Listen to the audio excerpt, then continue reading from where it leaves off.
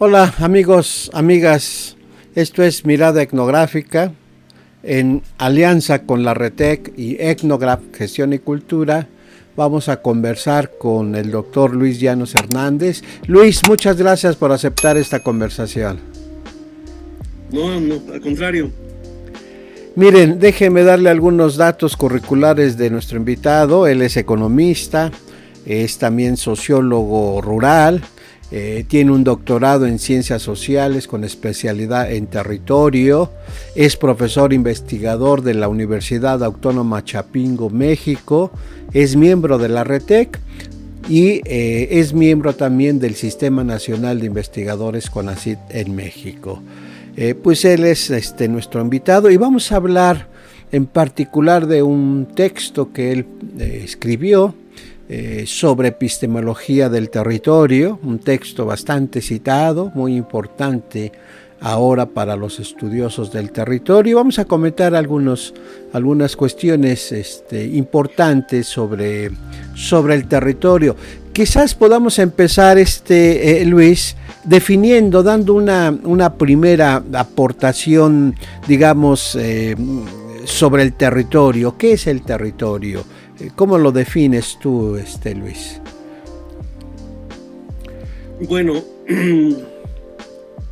quiero señalar que los conceptos que se van construyendo, que van apareciendo en el mundo académico, pues son el reflejo de lo que va sucediendo en la realidad, que la realidad va cambiando, se va moviendo, y en ese sentido los conceptos son como van encontrándose para ver qué tan bien explican los procesos que ocurren.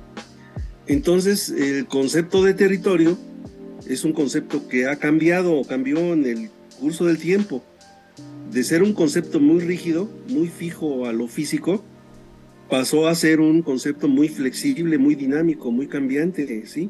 Muy histórico y sociológico. Entonces, se movió mucho el concepto de territorio. Y también quiero señalar que opiniones sobre el territorio hay muchas, porque hay disciplinas y cada disciplina le pone un sello particular al uso del territorio. En general, yo parto del territorio tomando como base otra idea, que es la que está presente también ahí en el territorio, en mi interpretación del territorio, que es la idea de la geografía crítica, que es el estudio del espacio, ¿sí? Entonces, el territorio es un espacio social, ¿sí? Y el espacio social es una constitución, es todo un sistema estructurado de objetos tecnológicos, ¿sí? De objetos manuales, puede decirse, y de acciones y también de emociones, pero que configuran todo un sistema que se articula. Ese concepto de espacio es un poco más abstracto. Lo que parece más visible es el territorio, o es la región, o es el lugar, como se quiera ver. Pero la base para el enfoque que yo trabajo es este sistema. Entonces el territorio para mí es un sistema conectado donde se delimitan todo un conjunto del pensar y del actuar sobre la base de determinados instrumentos, ¿sí? Que repito, pueden ser tecnológicos o pueden ser muy rústicos, pero que delimitan toda un área donde están insertos actores sociales que viven en él, que lo piensan, lo sienten y lo configuran. Pero básicamente en el fondo, en lo que se está moviendo, lo que se está reestructurando, es el espacio, el espacio social, desde la perspectiva de la geografía crítica. La geografía crítica juntó a la geografía humana y a la geografía física. Los juntó y dicen, es un híbrido. Para esta geografía dice, la geografía es un híbrido, donde está lo humano y lo natural, vamos a decir, configurado en un sistema. Entonces, en esta idea yo me he movido. Claro. Desde que concluí el doctorado, ese ha sido mi eje. Y entonces yo puedo estudiar el territorio o puedo estudiar una región. pero siempre sobre la base de este sistema que se estructura. Ahora, este sistema tiene categorías que ayudan a explicar al espacio. Entonces, esas categorías son como el tiempo. ¿Sí? El tiempo está en el espacio social. ¿Sí? Y el tiempo puede ser diacrónico en el día a día o puede ser sincrónico. ¿Sí? El espacio se reconfigura permanentemente.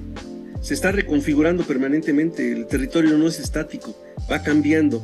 Por eso siempre hay reconfiguraciones espaciales. Pero también el espacio es local y se articula con lo global. O sea, no pierde esas dimensiones. Pero el espacio también recoge el pasado. El pasado, y a ese pasado que no desaparece, pero que se inserta en el espacio, es lo que Milton Santos le llama rugosidades, ¿no? Rugosidades, ¿sí? Por ejemplo, la hacienda, un casco de hacienda, en la actualidad es una rugosidad.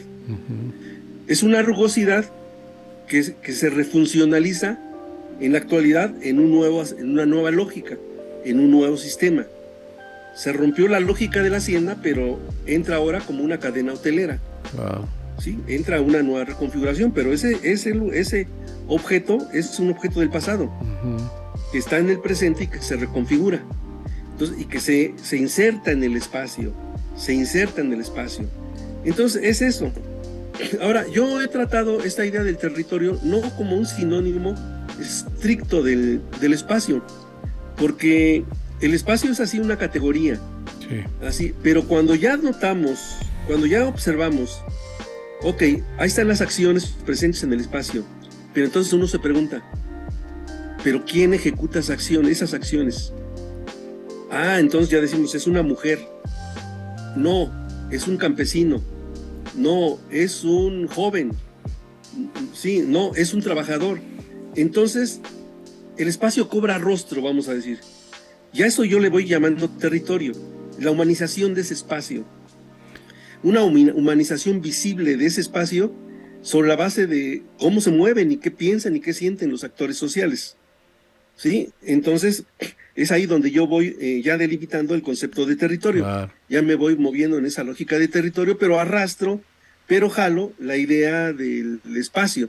Espacio social. En ese sentido, Luis, también hablas del territorio como un espacio de tensión social, ¿no? Decías, es un sistema, es un espacio social, están estos sujetos, esos actores sociales, por lo que el territorio necesariamente es un espacio de tensión social, ¿no?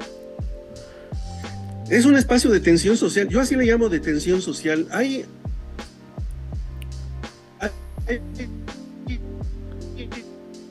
otras opiniones, ¿no? Como un espacio de lucha contra el capital. Bueno, está bien, pero en general yo digo que el espacio es tenso porque hay conflictos locales, hay conflictos familiares incluso, ¿no? Sí, de comunidad, y hay conflictos que sí tienen que ver con los factores externos. Claro. Eso no lo niego, ¿no? Por ejemplo, puedo ejemplificar. En una comunidad puede haber un conflicto por tierras. Internamente se pelean por tierras. Sí, ese es un conflicto claramente de sello local. Pero cuando viene el intento de Monsanto por tratar de cambiar el tipo de agricultura, pues entonces aparece otra tensión de distinta naturaleza. Y así es en el territorio, así es permanentemente. Por eso es un centro, es un espacio de tensión permanente, generacional, familiar. Es muy dinámico, pues, así, eso es extremadamente dinámico, movible, y por eso hay que tener mucha atención, porque el territorio se va moviendo con mucha facilidad, con mucha rapidez. Y ubicar la posición de esos actores sociales, ¿no? Es decir, el rol que ocupan, pues esa diversidad de actores sociales, me parece que permite también definir desde su posición, de su rol, de la ideología que manejan, el carácter o la característica sociocultural del territorio, ¿no? Sí, ese punto es muy importante, porque cuando uno va a hacer el trabajo de campo, uno empieza a identificar a los actores, pero luego se da cuenta de que no todos los actores son los que tienen una mayor percepción para el cambio, sino que hay algunos de manera muy especial. Pueden ser hombres, pueden ser adultos, pueden ser jóvenes. Esos actores muy en específico son los que diría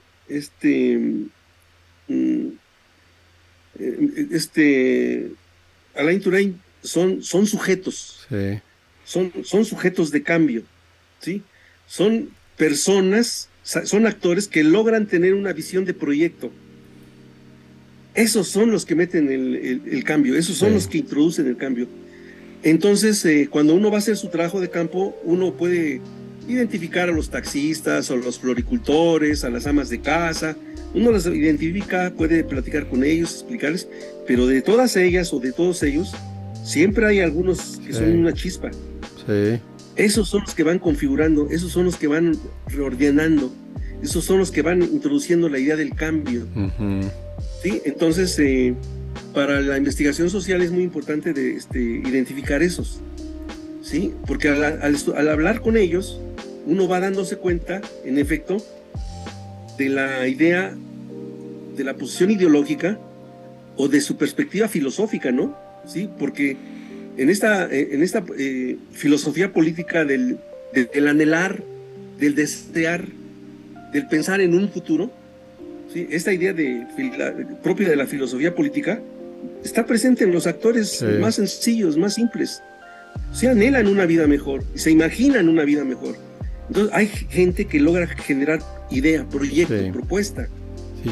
Esos son los actores que hay que identificar. Sí, fíjate que en la montaña que tú trabajas y yo también, he observado que los campesinos que tienen como primera lengua el náhuatl, ¿no? Y luego como segunda lengua el español, son los que tienen una perspectiva más profunda y a largo plazo del territorio, ¿sí? Y son los adultos, digamos, los que tienen ahora 50 o más años, ¿sí?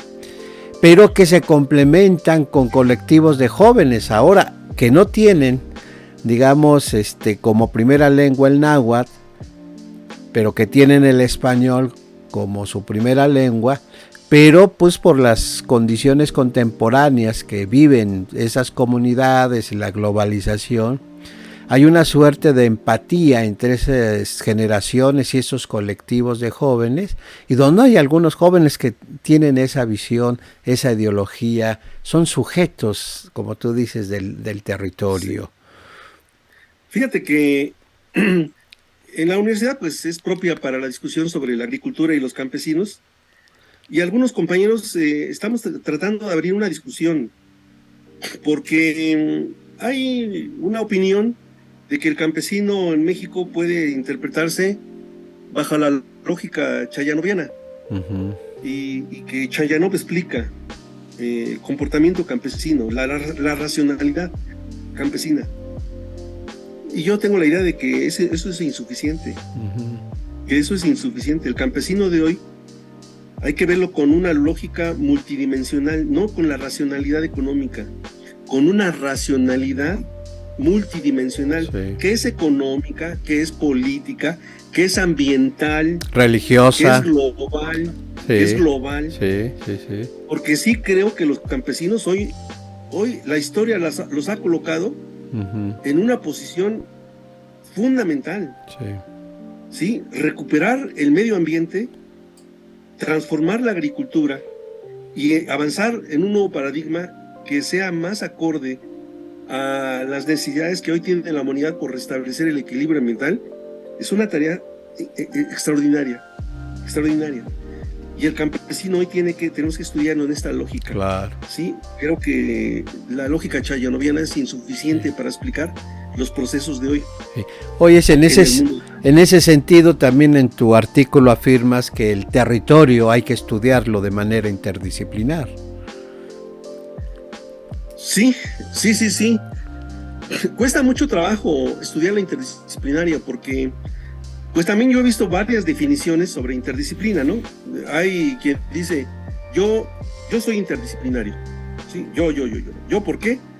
Porque yo tengo elementos de la economía, introduzco elementos de la geografía y etcétera. Platicando con alguna compañera, ella me decía, no, uno puede tener un campo pluridisciplinario, uno, abierto, ¿no? Sí, uno puede tener ese campo, pero no es pero así no es la interdisciplina. Sí, la interdisciplina es la conjunción de varias disciplinas para abordar un problema y enfrentar el problema, ¿sí? Enfrentar ese problema, estudiar ese problema con el concurso de varias disciplinas. Entonces, yo te comento hoy la experiencia, porque sí me ha costado mucho trabajo, mucho tiempo, para conformar un equipo interdisciplinario donde estamos, hay dos agrónomos, una bióloga, en fin. Y entonces tenemos una idea de cómo está la agricultura en los pueblos de la montaña. Es una agricultura invadida por la Revolución Verde, ¿sí? Eso está muy claro. Los campesinos se apropiaron de la Revolución Verde, sembraron con agroquímicos, le metieron maquinaria, o sea, es la Revolución Verde. Desmontar eso, esa idea, es un reto muy difícil, pero hay campesinos que están metidos ya en esa idea, ya hay campesinos que están metidos en esa idea, ¿sí? Entonces, pero una sola disciplina no puede ayudarles en este proceso de transformación, sino que se requiere del concurso de varias disciplinas para lograr que la agricultura pase de ser una agricultura basada en la Revolución Verde a una agricultura más basada en técnicas más agroecológicas. ¿Sí? Ahí se requiere no de un sociólogo. Un sociólogo puede decir, explicarles, pero hasta ahí. Pero se requiere de la bióloga, que de pronto los campesinos dicen, la plaga que tenemos aquí del gusano, que se está acabando el capulín y que baja y se acaba una hectárea de maíz, eso lo resuelve una bióloga, ¿sí? Y eso lo resuelve otro profesional que colabore con esas disciplinas, ¿sí? O cómo recuperar el conocimiento tradicional de las plantas medicinales, o cómo recuperar las prácticas agrícolas. Eso se requiere de varias profesiones que entran desde una perspectiva multidisciplinaria, vamos a decir en un momento. No se puede evitar eso, y además cuesta trabajo, hay que avanzar un tiempo con una perspectiva multidisciplinaria, pero sí llega el momento en que el diálogo obliga a romper esa perspectiva, y entonces empezamos a mirar todos un problema común. Claro. Tratar de encontrar que todos se sientan identificados en un problema común, cada quien desde su perspectiva, pero que sí se va encontrando una respuesta. Eso se demora, pero sí se logra. En este último proceso, lo último que logramos hacer fue incorporar a los tecnólogos, que por fortuna se dio la posibilidad de que ellos ya tenían un prototipo avanzado de un robot para incorporarlo a la agricultura campesina, y estamos en prueba, y no choca con las prácticas agrícolas de los campesinos, no choca con las prácticas agrícolas y con sus formas de pensar. Al contrario, lo ven bien. Y entonces eso genera condiciones para que haya un proceso de apropiación, que eso es muy difícil entre los campesinos. Pero sí, tecnólogos, científicos experimentales, sociales, podemos coexistir, convivir, avanzar con nuestras perspectivas multidisciplinarias, pero en algún momento se rompe o se conserva eso, pero se ve un problema de manera diferente. Y entonces el esfuerzo ya cobra otro sentido. Nada más que eso sí, me he dado cuenta de lo siguiente. En este trabajo interdisciplinario, son las ciencias sociales las que tienen más capacidad de generar las preguntas más amplias. Las disciplinas experimentales, por su visión más acotada, les cuesta más el trabajo para formular una pregunta. Y sí les cuesta más trabajo. En cambio, los de ciencias sociales tenemos más esa facilidad para convertirse en una especie de director de orquesta, ¿no? Claro. Vamos, por aquí es el camino, vamos, y escuchar a los compañeros discutir, etcétera. Pero también es cierto que eso se requiere de determinados años de experiencia, ¿eh? Sí. No es así. Sí, claro. De que un egresado que salió de doctorado ya voy a hacer un equipo interdisciplinario, ¿no? Inter y multidisciplinar, ¿verdad? Sí, exactamente, inter y multidisciplinar. Ajá. Eso se lleva su tiempo. Sí. Entonces, los muchachos que nos escuchen, no coman ansias, hay que ir con calma y vivir experiencias. Vivir experiencias, pero sí, yo me he dado cuenta de eso, ¿sí? Porque es el papel que me toca jugar con el resto de los compañeros, ¿sí? Pues, de ir articulando todos los esfuerzos. Pues qué interesante tu punto de vista, Luis, sobre el territorio. Ya se nos agotó el tiempo para este episodio. Seguramente vamos a tener otras ocasiones de platicar contigo. Pues muchas gracias, Luis, por esta conversación y pues también a la RT que hace posible este episodio sobre el territorio. Y a todos nuestros amigos, a todos nuestros suscriptores, pues muchas gracias por pues sus comentarios que hemos recibido. Recuerden, tienen que compartirlo, ¿no? Y ponerle like, ¿no? Para pues que se reproduzca estos programas que producimos para ustedes. Luis, nuevamente muchas gracias por tu punto de vista. Al contrario, Ernesto, seguimos. Bueno, pues hasta luego, amigos, amigas, hasta el próximo episodio. Nos vemos.